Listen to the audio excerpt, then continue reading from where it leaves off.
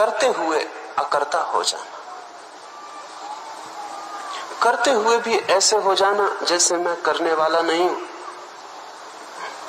बस सन्यास का यही लक्षण।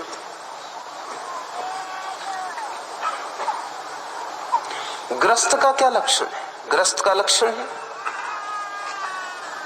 हर चीज में कर्ता हो जाना। सन्यासी का लक्षण हर चीज में अकर्ता हो जाना। सन्यास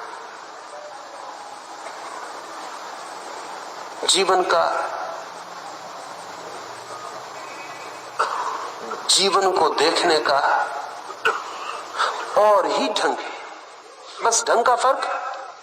सन्यासी और गृहस्थी में घर का फर्क नहीं, ढंग का फर्क। सन्यासी और गृहस्थी में जगह का फर्क नहीं, भाव का फर्क। सन्यासी और गृहस्थी में परिस्थिति का फर्क नहीं, मनस्थिति का फर्क है। संसार में जो है, हम सभी संसार में होंगे। कोई कहीं हो, जंगल में बैठे, पहाड़ पर बैठे, गिरी कंदराओं में बैठे। संसार के बाहर जाने का उपाय परिस्थिति बदल के नहीं, संसार के बाहर जाने का उपाय मनस्थिति बदलकर, by the mutation of the mind, मन को ही रूपांतरित करके। मैं जिसे सन्यास कह रहा हूं वो मन को रूपांतरित करने की एक प्रक्रिया है। 2-3 उसके अंग हैं, उनकी आपसे बात कर दूं। पहला तो जो जहां है वहां से हटे नहीं, क्योंकि हटते केवल कमजोर है, भागते केवल वे ही हैं जो भयभीत है। और जो संसार को भी झेलने में भयभीत है वो परमात्मा को नहीं झेल सकेगा, ये मैं आपसे कह देता हूं।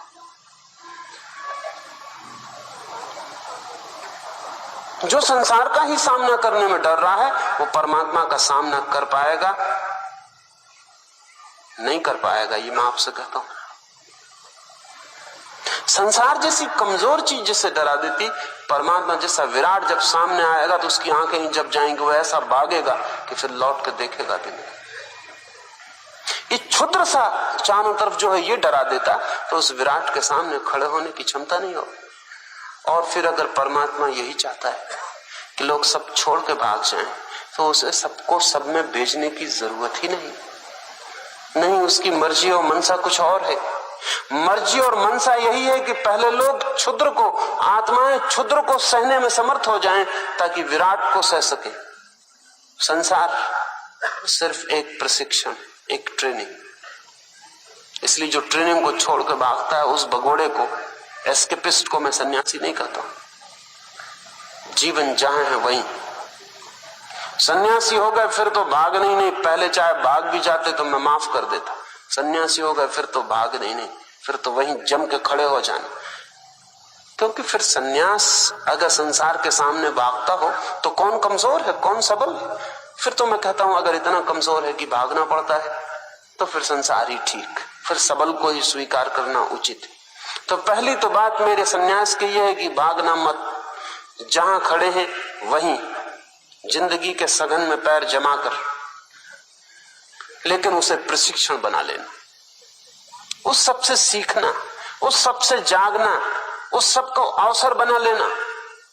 पत्नी होगी पास, भागना मत, क्योंकि पत्नी से भाग के कोई स्त्री से नहीं भाग सकता। पत्नी से भागना तो बहुत आसान,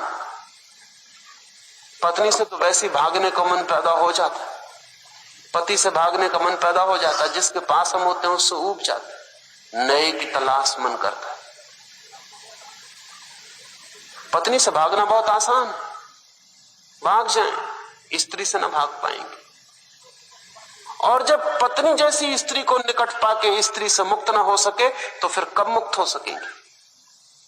अगर पति जैसे प्रीतिकर मित्र को निकट पाकर पुरुष की कामना से मुक्ति ना मिली तो फिर छोड़कर कभी ना मिल सकेगी। इस देश ने पति और पत्नी को सिर्फ काम के उपकरण नहीं समझा, सेक्स वासना का साधन नहीं समझा है। इस मुल्क की गहरी समझ और भी कुछ और है, और वो ये है कि पति पत्नी अंततः प्रारंभ करें वासना से, अंत हो जाए निर्वासना पर, एक दूसरे को सहयोगी बने।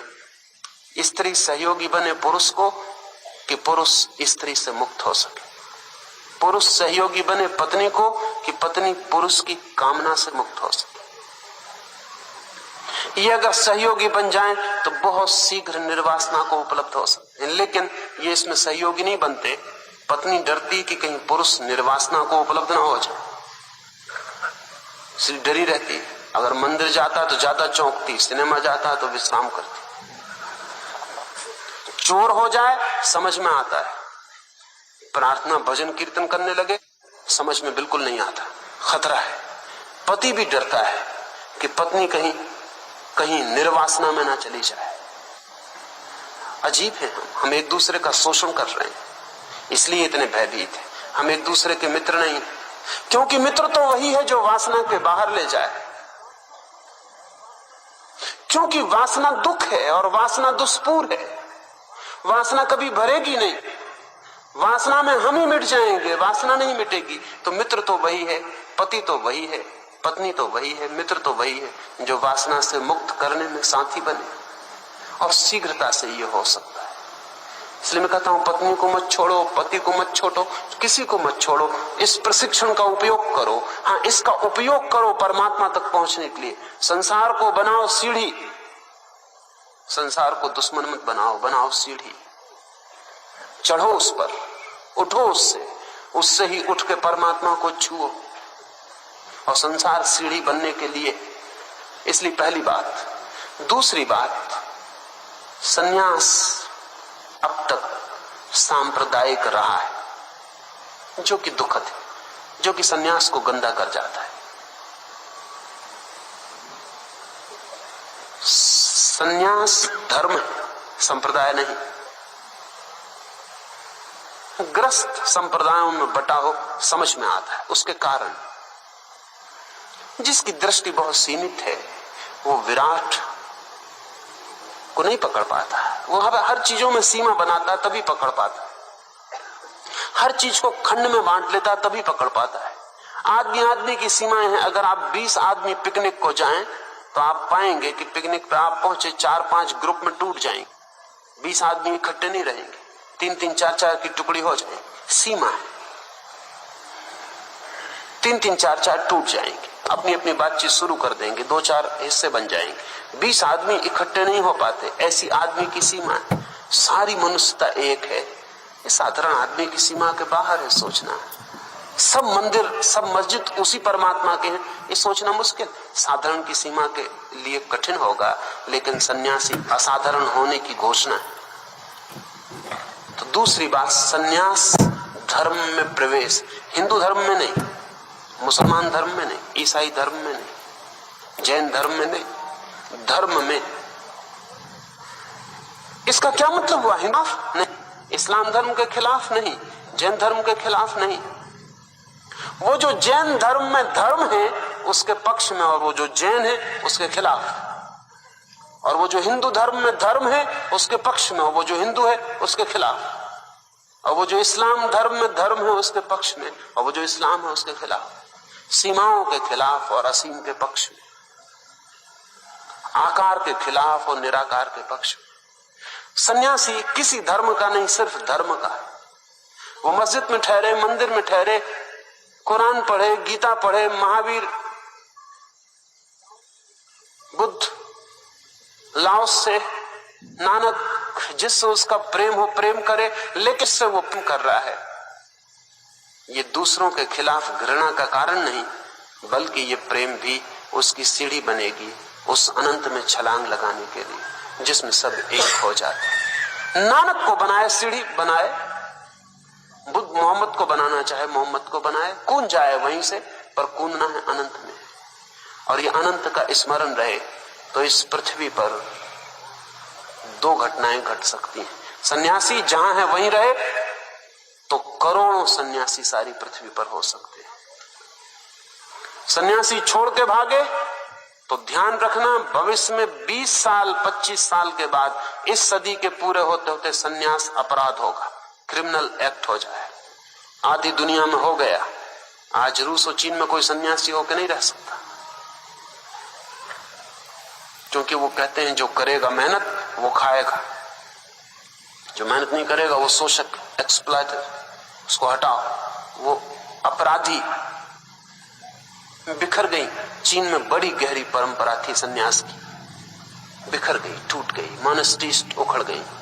तिब्बत गया, शायद पृथ्वी पर सबसे ज्यादा गहरे सन्यास के प्रयोग तिब्बत ने किए थे, लेकिन सब मिट्टी मिट्टी हो गया। हिंदुस्तान में भी ज्यादा देर नहीं लगेगी। लेनिन ने कहा था 1920 में कि कम्युनिज्म का रास्ता मास्को से पेकिंग और पेकिंग से कलकत्ता होता हुआ लंदन जा। लेनिन की भविष्यवाणी सही होने का डर। सन्यास अब तो एक ही तरह बच सकता है कि सन्यासी स्वनिर्भर हो, समाज पर किसी पर निर्भर होकर न जिए। तो तभी हो सकता है स्वनिर्भर जब वो संसार में हो, भागे ना, अन्यथा स्वनिर्भर कैसे हो सकता। थाईलैंड में 4 करोड़ की आबादी है, 20 लाख सन्यासी हैं। मुल्क घबरा गया है, लोग परेशान हो गए। 20 लाख लोगों को 4 करोड़ की आबादी कैसे खिलाए, कैसे पिलाए, क्या करे। अदालतें विचार करती हैं कानून बनाने का, संसद निर्णय लेती है कि कोई सख्त नियम बनाओ कि आज्ञा सरकार से लेना पड़े, उसमें भी रुष्वत हो जाएगी। उसमें भी जो रुष्वत लगा सकेगा वो सन्यासी हो जाए। सन्यासी होने के लिए रुष्वत देनी पड़ेगी कि सरकारी लाइसेंस लेना पड़ेगा, फिर सन्यास का सुगंध, सन्यास की स्वतंत्रता कहां रह जाए। इसलिए मैं ये देखता हूं भविष्य को ध्यान में रख के भी कि अब एक सन्यास का नया अभियान होना चाहिए, जिसमें कि सन्यासी घर में होगा, गृहस्थ होगा, पति होगा, पिता होगा, भाई होगा, शिक्षक, दुकानदार, मजदूर, वो जो है वही होगा, सबका होगा, सब धर्म उसके अपने होंगे, सिर्फ धार्मिक होगा। धर्मों के धर्मों से सब फायदा कम हुआ, नुकसान ज्यादा हुआ। जब देखो तब धर्म के नाम पर खून बहता, और जिस धर्म के नाम पर खून बहता हो, अगर बच्चे उस धर्म को इंकार कर दें, और जिन पंडितों की बकवास से खून बहता हो, अगर बच्चे उन पंडितों को ही इंकार कर दें और कहें कि बंद करो तुम्हारी किताबें, तुम्हारे कुरान और गीताएं अब नहीं चाहिए, तो कुछ आश्चर्य तो नहीं है, स्वाभाविक है ये बंद करना पड़े। ये बंद तभी हो सकता है, एक ही रास्ता है इसका, और वो रास्ता ये है कि सन्यास का फूल इतना ऊंचा उठे सीमाओं से कि सब धर्म उसके अपने हो जाएं और कोई एक धर्म उसका अपना ना रहे। तो मेरे सन्यास में सिर्फ एक अनिवार्यता है, एक अनिवार्य शर्त, और वो है ध्यान। बाकी कोई व्रत नियम ऊपर से मैं थोपने के लिए राजी नहीं हूं, क्योंकि जो भी व्रत और नियम ऊपर से थोपे जाते हैं वे पाखंड का निर्माण कर देते हैं। सिर्फ ध्यान का टेक्निक सन्यासी सीख। अनुभव का सार निचोड़ यह है कि जो ध्यान में गहरा उतर जाए वो योगाग्नि में ही गहरा उतर रहा है, उसकी वृत्तियां भस्म हो जाती, उसकी इंद्रियों के रस खो जाते, वो धीरे धीरे सहज सहज, जबरदस्ती नहीं, बलात् नहीं, सहज रूपांतरित होता चला जाता। उसके भीतर से ही सब बदल जाता है, उसके बाहर के सब संबंध वैसे ही बने रहते, वो भीतर से बदल जाता, इसलिए सारी दुनिया उसके लिए बदल जाती। ध्यान के अतिरिक्त सन्यासी के लिए और कोई अनिवार्यता नहीं। कपड़े आप देखते हैं, गैरिक सन्यासी पहने हुए हैं, ये मैंने सुबह स्मरण रह सके इसलिए इन्हें गैरिक वस्त्र दे दिए। गैरिक वस्त्र भी जानकर दिए हैं, वे अग्नि के रंग के वस्त्र। भीतर भी ध्यान की अग्नि जलानी, उसमें सब जला डालना है, भीतर भी ध्यान का यज्ञ जलाना है, उसमें सब आहुति दे देनी। वो उनके गलों में आप मालाएं देख रहे हैं, उन मालाओं में 108 गुरिये, वो 108 ध्यान की विधियों के प्रतीक, और उन्हें स्मरण रखने के लिए दिया है कि वो भली भांति जाने कि चाहे अपने हाथ में एक ही गुड़िया हो, लेकिन और 101 का स्मरण बना रहे 108 विधियों में, ताकि कभी उनके मन में ये ख्याल ना आए और कोई एकांगीपन न पकड़ जाए कि मेरा ही मार्ग, मैं जो हूं वही रास्ता पहुंचाता है। नहीं, सभी रास्ते पहुंचा देते, सभी रास्ते पहुंचा देते। उनके मालाओं में एक तस्वीर आप देख रहे हैं, शायद आपको भ्रम होगा कि मेरी है। मेरी बिल्कुल नहीं, क्योंकि मेरी तस्वीर उतारने का कोई उपाय नहीं।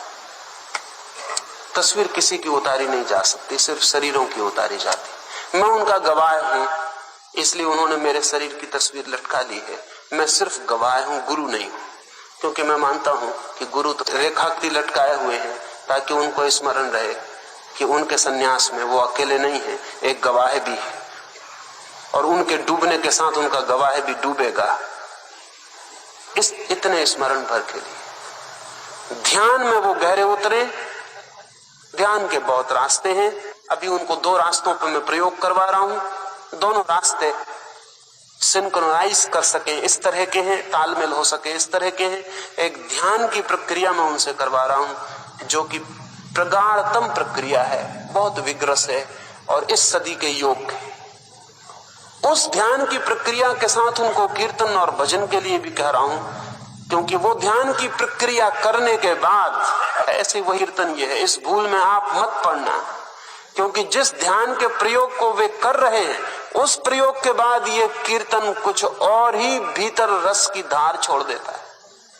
आप भी उस प्रयोग को ध्यान के करके ऐसे करेंगे, तब आपको पता चलेगा कि ये कीर्तन साधारण कीर्तन नहीं, ये कीर्तन एक ध्यान की प्रक्रिया का आनुषांगिक अंग है। और उस आनुषांगिक अंग में जब वे लीन और डूब जाते हैं, तब वे करीब करीब अपने में नहीं होते, परमात्मा में होते। और वो जो होने का अगर एक क्षण भी मिल जाए 24 घंटे में तो काफी, उससे जो अमृत की एक बूंद मिल जाती तो 24 घंटों को जीवन के रस से भर जाती, सब मन डमाडोल होता।